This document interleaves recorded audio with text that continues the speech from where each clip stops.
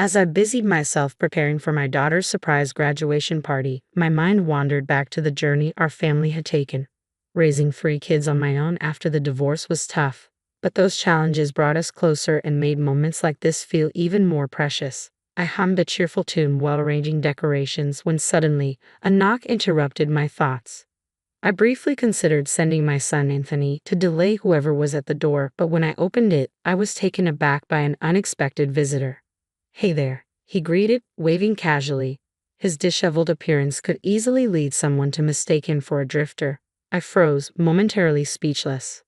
"Dad?" Anthony's voice snapped me back to reality, and I turned to see my children staring at the man, Mark, with a mixture of shock and disbelief. My daughter, Karen, immediately rejected Anthony's attempt to greet him, insisting that he was no longer part of our family and ushering him back inside. Mark, trying to reclaim his place in our lives, boasted with an arrogance that felt absurd. "I can take care of you all again," he declared, his words hanging in the air like a bad joke. Laughter erupted among us, but it quickly turned into anger as he ranted about not being mocked. "What's all this noise? What's happening?" Another voice chimed in, curious about the commotion outside. Taking a deep breath, I knew it was time to confront my ex-husband decisively. "Let me introduce you to our lives now," I said firmly. "I'm Andrea, a 35-year-old balancing life as a stay-at-home mom with a remote job. Life hasn't turned out exactly as I envisioned, but I've built a successful career in an engineering advertising firm, nurtured valuable relationships, and discovered joy in my life." Our mornings are vibrant, filled with Anthony, my middle schooler, grumbling about not being woken up sooner, and my high school daughter Karen, who excels in academics but struggles with romance. Mark, my husband, once a mentor at work, now often loses himself in his phone, leaving me to manage our busy household. Through these everyday moments and unexpected challenges, our family navigates life's complexities, drawing strength from one another and finding joy in the journey, no matter how unpredictable it may be. When I first met Mark, he was earnest but quickly revealed a tendency to overlook important details and be unreliable during critical times. I never viewed him romantically, but his persistence eventually led me down the aisle, marking the first time I acknowledged my vulnerability to persuasion. Recently, Mark earned a promotion to manager, requiring more business trips. While I was proud of his success, his vague responses about his return dates and his irritated dismissal of my attempts to comfort him, like offering shoulder massages, were disheartening. At home, he was often preoccupied with his phone, diminishing our family interactions, and he frequently returned late, even outside of his business travel schedule. I hesitated to confront him about his late nights, trying to avoid conflict. Like many times before, he was vague about his travel details, treating his sporadic returns as ordinary, expecting meals on demand. When I gently inquired about when he would be back, his explosive reaction chilled the previously peaceful atmosphere. I barely managed to hold onto a plate, apologizing for my question, only to watch him storm out of the room, leaving behind a mix of anger and guilt. He didn't utter a word as he slammed the door behind him. My attempts to discuss finances were abruptly cut off, leaving an unsettling silence in his wake. Karen noticed the tension and turned to me, while Anthony's grip on his mug betrayed his anxiety. I tried to diffuse the tension, blaming myself for adding to Mark's already overwhelming workload. Karen, ever supportive, reassured me that it wasn't my fault. Her embrace provided a brief moment of solace amidst my swirling emotions. Realizing it was time for school, I urged my children to leave, catching only muffled words from Anthony as he rushed out, leaving a trail of dust behind him. Karen's backward glance was filled with concern, meeting my forced smile, a smile that couldn't hide the lingering unease. After they left, the silence felt as oppressive as a dark, isolated cave, amplifying the echo of Mark's harsh departure. The quiet house, now devoid of its usual morning chaos, seemed to bear the weight of his words, a stark reminder of the growing distance between us. In the face of adversity, I've learned to set aside negative feelings, sometimes even giving myself a little pep talk to stay motivated. With Mark no longer contributing financially, it's up to me to ensure our children have everything they need. Drawing from my past experience, I embarked on a career as a graphic designer. While the income can be unpredictable, my determination to provide for my family drives me forward. I remind myself to stand strong as I finish up the laundry, savoring the beauty of a day marked by a single cloud in the sky, humming tunes from my youth to keep my spirits high. Mark's frequent business trips have become the new normal, with his late-night returns increasingly rare. When I cautiously ask about his late nights, his dismissive responses leave no room for discussion. Our communication has dwindled to brief, cold exchanges, a stark contrast to the partner I once knew. I was momentarily stunned by his indifference as he walked away, but I quickly regained my composure. My primary concern shifted to our financial stability, accepting the reality that I could no longer rely on Mark for support. I had organized our finances into 4 separate accounts, one for my income as a graphic designer and daily expenses, another for the mortgage payments to Trust Bank, a third reserved for absolute emergencies, and the last for savings. While the first account remained stable, the looming burden of long-term mortgage payments filled me with dread. I chose not to dwell on it, focusing instead on the immediate tasks at hand. However, when I checked the rarely accessed emergency account, I was confronted with an unexpected and unfamiliar withdrawal. The discovery unsettled me, sparking concerns of potential fraud, especially since my children were unaware of these accounts. Although the idea of a scam crossed my mind, the selective nature of the withdrawals didn't quite fit this theory. A deeper worry settled in, giving rise to a suspicion that was hard to shake. As I grappled with this new financial mystery, I also had to confront the personal toll these stresses were taking on me. My failing eyesight, worsened by presbyopia, reminded me of the fine lines that mark the passage of time, along with the lasting signs of too many nights spent dozing off at my desk.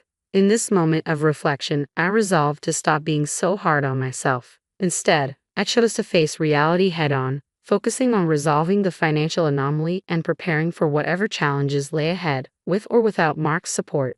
My determination to protect and provide for my family remained unwavering despite the uncertainties. It felt like a distant dream to expect Mark to come home while the daylight still graced the sky, almost as unlikely as anticipating a sudden hailstorm tomorrow. As I watched the chicken sizzling on the grill, I braced myself for the inevitable critique from Mark about the meal's lack of excitement. Cooking had once offered brief respite from my daily worries, but now those moments were overshadowed by an increasing sense of dread. I had been mulling over how to confront Mark about the mysterious withdrawal from our emergency fund, knowing the kids would usually be sequestered in their rooms until dinner. I thought tonight might finally be the time to broach the subject, but finding the right words felt daunting. Just as I was wrestling with my thoughts, Mark excused himself to the bathroom, leaving me torn between relief at avoiding a difficult discussion and frustration at the missed opportunity. His phone buzzed on the table, displaying a notification from a name I didn't recognize.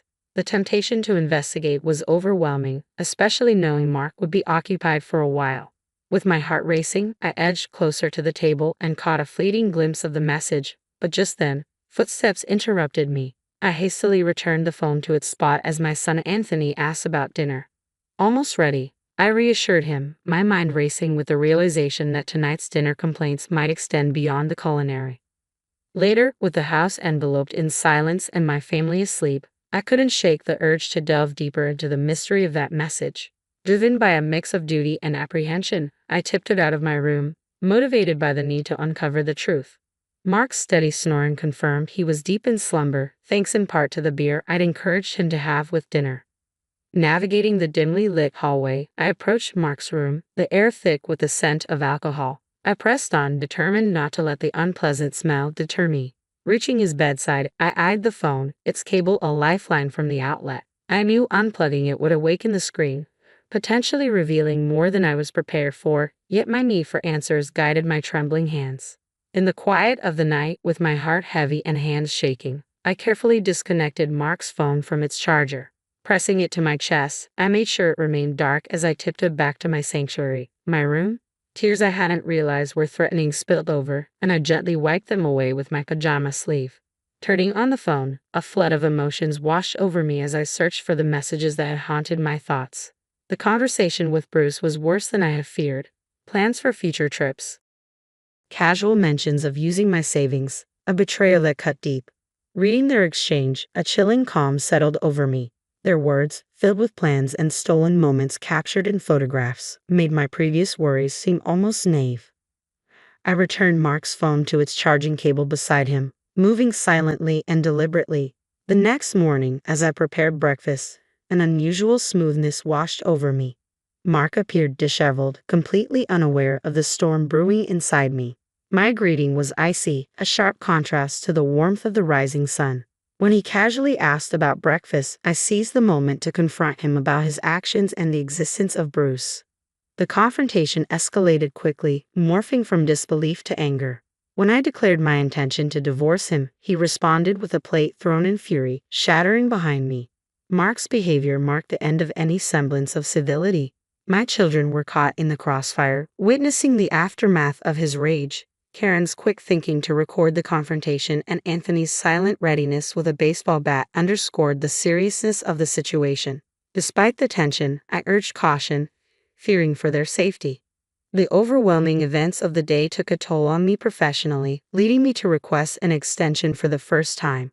When Mark returned home, he nonchalantly placed the divorce papers on the table, his actions final and devoid of any warmth that once existed between us. My children's support for the divorce, evident in their readiness to protect and stand by me, offered a small comfort in the face of such profound betrayal and upheaval. This painful chapter, marked by confrontation and the stark reality of divorce, underscored our family's resilience and unity. Despite the fear and uncertainty, the strength to move forward came from the support we found in each other, ready to face a new beginning, however daunting it might seem. The decision to divorce felt like stepping into uncharted waters. I was apprehensive and unsure if I could shoulder the financial responsibilities alone. However, after opening up to Karen and Anthony about my concerns, we found unity in our resolve.